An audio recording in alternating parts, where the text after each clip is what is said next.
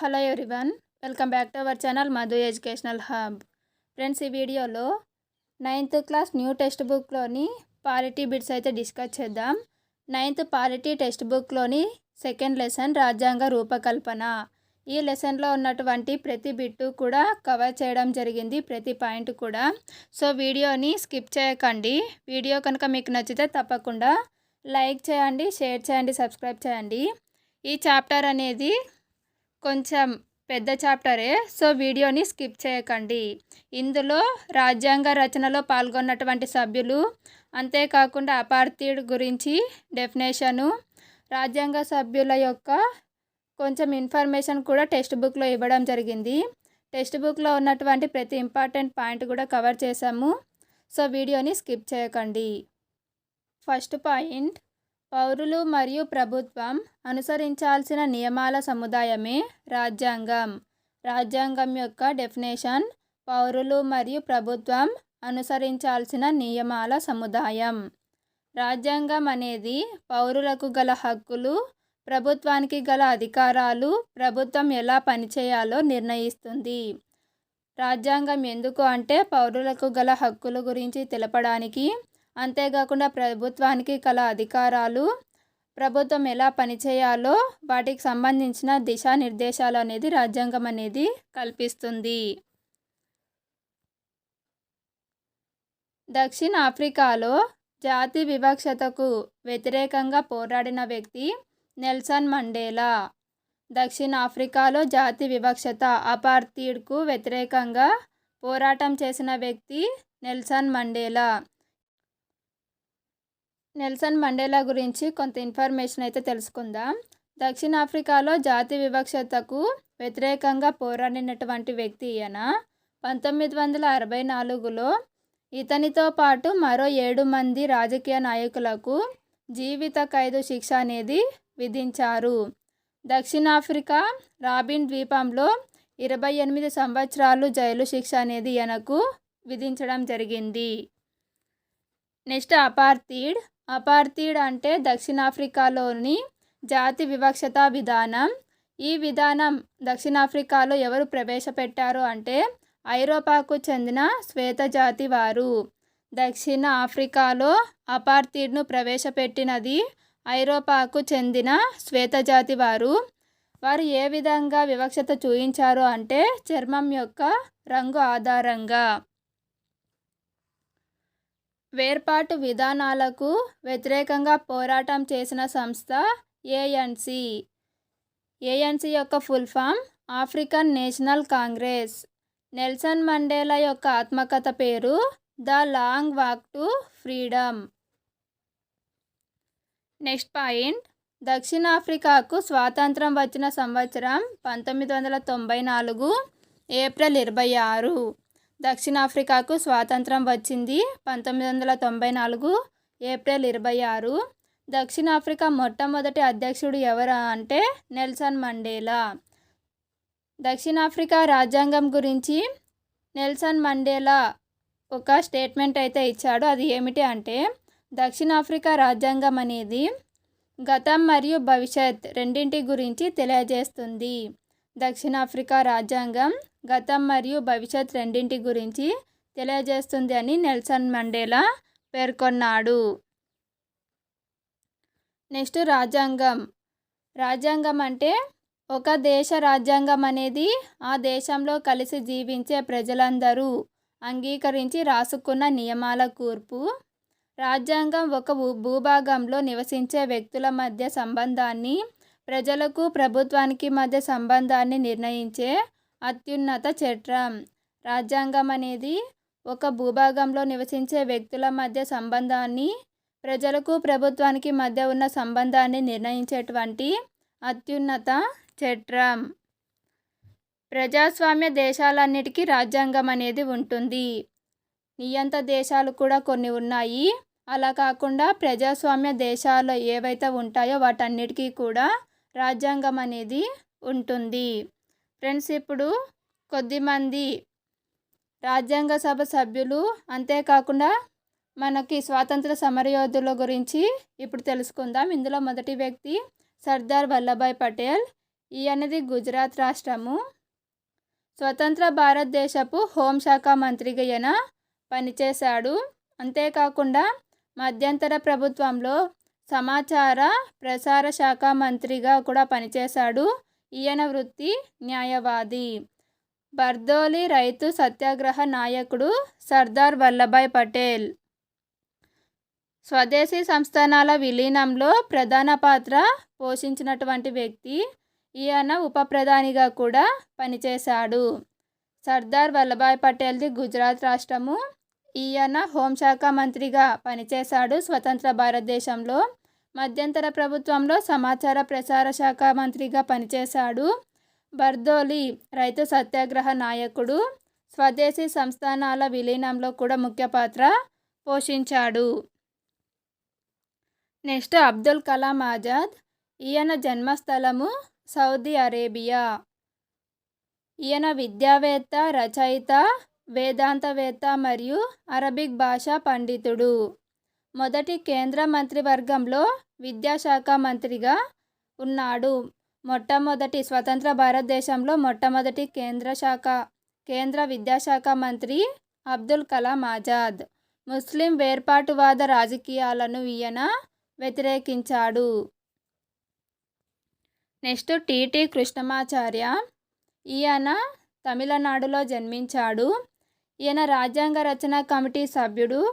కేంద్ర ప్రభుత్వంలో ఆర్థిక మంత్రిగా పనిచేశాడు. ఫ్రెండ్స్, వీళ్ళందరి గురించి కూడా టెక్స్ట్ బుక్లో ఒక సైడ్లో ఇవ్వడం జరిగింది. సో అవే ఇక్కడ అన్నీ కవర్ చేశాను. సో వీడియోని స్కిప్ చేయకండి. మన రాజ్యాంగానికి సంబంధించి రాజ్యాంగం అనేది రాజ్యాంగ రచనకు పూనుకోవడానికి ఎవరెవరు కారకులు అయ్యారో ఇంట్లో ఫస్ట్ పాయింట్ అనేది తెలియజేస్తుంది.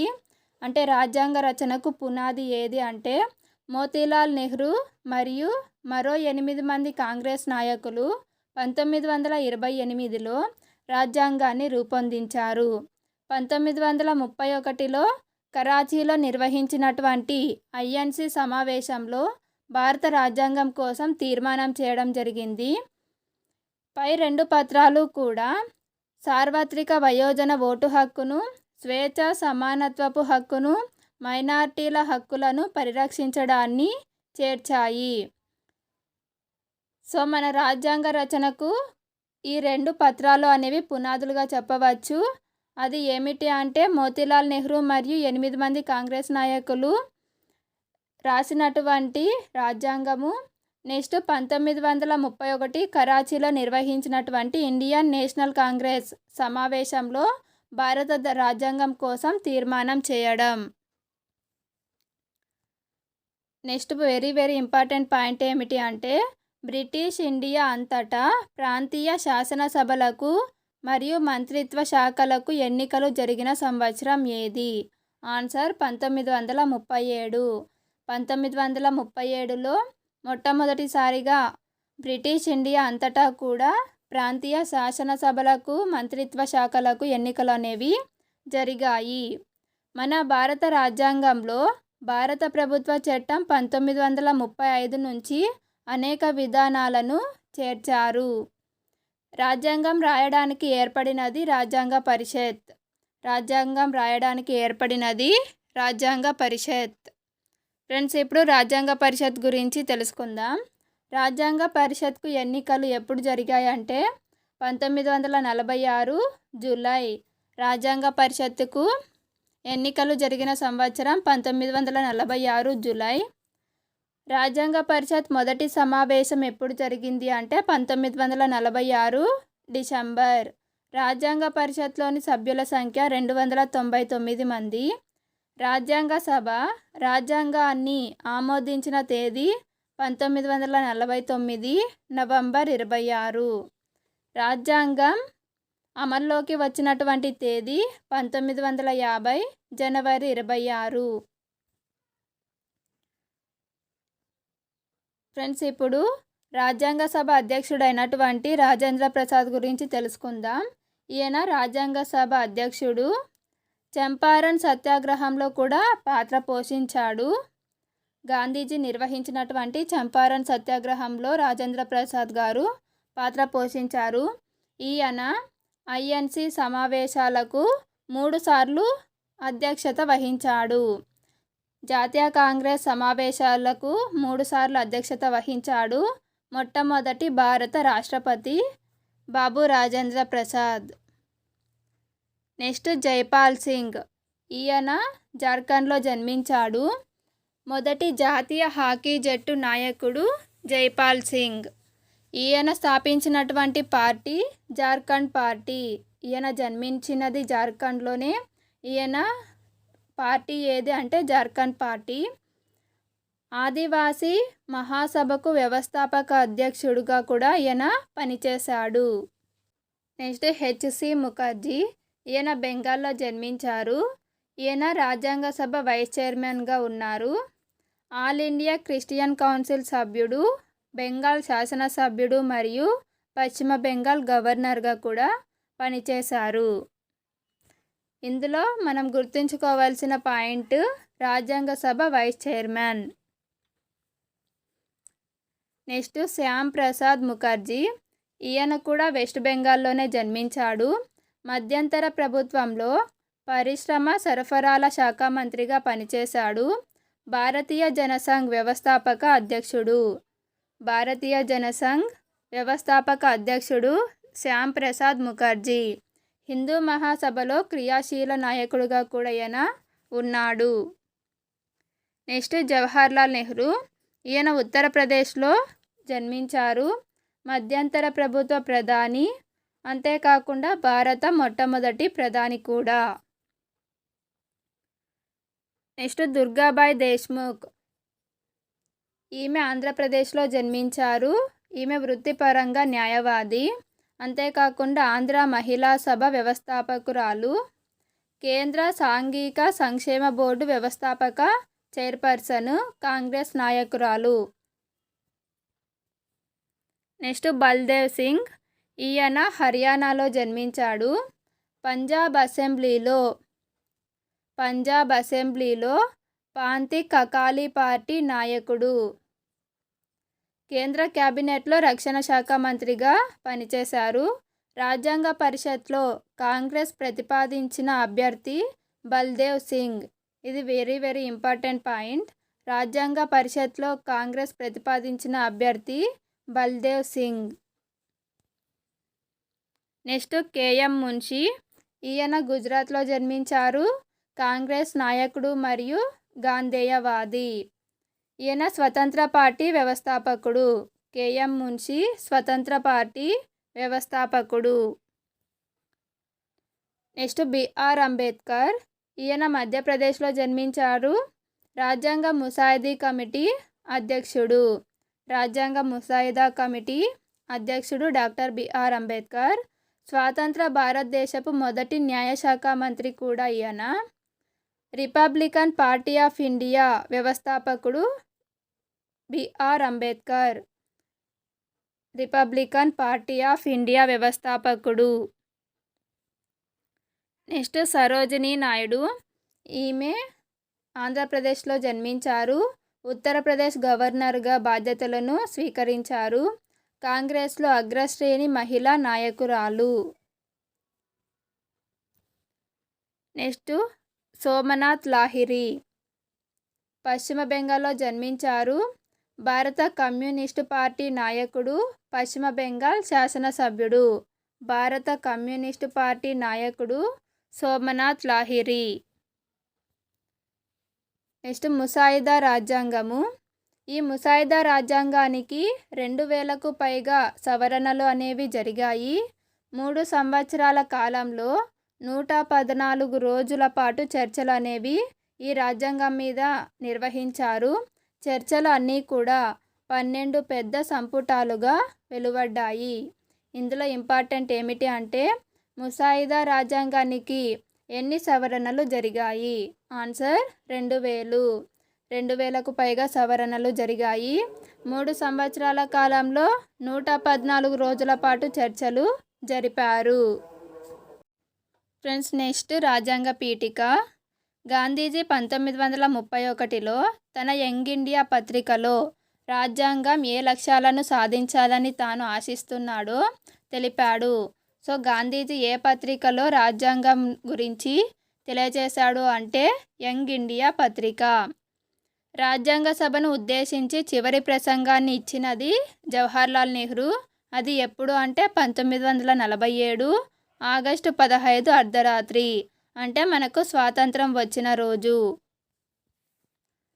నెక్స్ట్ పాయింట్, స్వాతంత్ర పోరాటానికి స్ఫూర్తినిచ్చి మార్గనిర్దేశం చేసిన విలువలు, ప్రజాస్వామ్యానికి పునాదులు ఇవే పీఠికలో పొందుపరచబడ్డాయి. రాజ్యాంగ పీఠిక అనే అంశాన్ని అమెరికా రాజ్యాంగం నుంచి గ్రహించారు. రాజ్యాంగ పీఠిక అనే అంశాన్ని ఏ దేశ రాజ్యాంగం నుంచి గ్రహించారు అంటే అమెరికా. భారత రాజ్యాంగానికి ఆత్మ వంటిది. రాజ్యాంగ పీఠిక అనేది భారత రాజ్యాంగానికి ఆత్మ వంటిది. 1976లో 42వ రాజ్యాంగ సవరణ ద్వారా సామ్యవాద, లౌకిక అనే పదాలు చేర్చబడ్డాయి. ఇది వెరీ ఇంపార్టెంట్. రాజ్యాంగ పీఠికలో సామ్యవాద, లౌకిక అనే పదాలు ఏ రాజ్యాంగ సవరణ ద్వారా చేర్చబడ్డాయి అంటే 42వ రాజ్యాంగ సవరణ. అది జరిగిన సంవత్సరం 1976. ఫ్రెండ్స్, రాజ్యాంగ పీఠికలో ఉన్నటువంటి కొన్ని పదాల అర్థాలను గురించి ఇప్పుడు తెలుసుకుందాం. ఇందులో ఫస్ట్ది సార్వభౌమత్వం. అంతర్గత బాహ్య విషయాల్లో నిర్ణయం తీసుకునే పూర్తి అధికారం ప్రజలకు ఉంది. భారత ప్రభుత్వాన్ని ఏ బాహ్య శక్తి నియంత్రించదు అని ఈ పదం యొక్క అర్థము. నెక్స్ట్ సామ్యవాదం. సామ్యవాదం అంటే సమాజం చేత సంపద అనేది సృష్టించబడి సమాజంలో ప్రజలకు సమానంగా పంచాలి. సామ్యవాదం అంటే సమాజం చేతనే సంపద అనేది సృష్టించబడాలి, అది సమాజంలోని ప్రజలకు సమానంగా పంచబడాలి. సామాజిక ఆర్థిక అసమానతలు తలెత్తకుండా ప్రభుత్వము భూమి, పరిశ్రమల యాజమాన్యాన్ని నియంత్రిస్తుంది. నెక్స్ట్ లౌకిక. లౌకిక అంటే పౌరులు తమకు నచ్చిన మతాన్ని అనుసరించే పూర్తి స్వేచ్ఛ అనేది ఉంది. ప్రభుత్వానికి అధికార మతం అంటూ ఏది కూడా ఉండదు. లౌకికత్వం అంటే ప్రజలు లేదా పౌరులు తమకు ఇష్టం వచ్చిన మతాన్ని స్వీకరించడం. నెక్స్ట్ పాయింట్ ప్రజాస్వామ్యం. ప్రజాస్వామ్యం అంటే ప్రజలు సమాన రాజకీయ హక్కులు కలిగి వారి పాలకులను వారే ఎన్నుకొని వారు జవాబుదారీగా ఉండేట్లు చూసే ప్రభుత్వ రూపం. నెక్స్ట్ గణతంత్రం. గణతంత్రం అంటే వారసత్వంగా వచ్చిన వ్యక్తి కాకుండా ఎన్నికైన వ్యక్తి దేశ నాయకుడిగా ఉంటాడు. నెక్స్ట్ పాయింట్ సమానత్వం. సమానత్వం అంటే చట్టం ముందు అందరూ సమానులే. సౌభ్రాతృత్వం అంటే దేశ ప్రజలందరూ ఒకే కుటుంబ సభ్యులుగా ప్రవర్తించాలి, ఏ ఒక్కరూ తోటి వారిని తక్కువగా చూడకూడదు. సౌభ్రాతృత్వం అంటే ఎదుటి వారిని ఎవరు కూడా తక్కువగా చూడరాదు. ఈ అంశాలన్నింటినీ కూడా రాజ్యాంగ పీఠికలో చేర్చడం జరిగింది. ఫ్రెండ్స్, ఇది రాజ్యాంగ రూపకల్పనకు సంబంధించిన ఇంపార్టెంట్ పాయింట్స్. వీడియో కనుక మీకు నచ్చినట్లయితే తప్పకుండా లైక్ చేయండి, షేర్ చేయండి, సబ్స్క్రైబ్ చేయండి. Thank you for watching.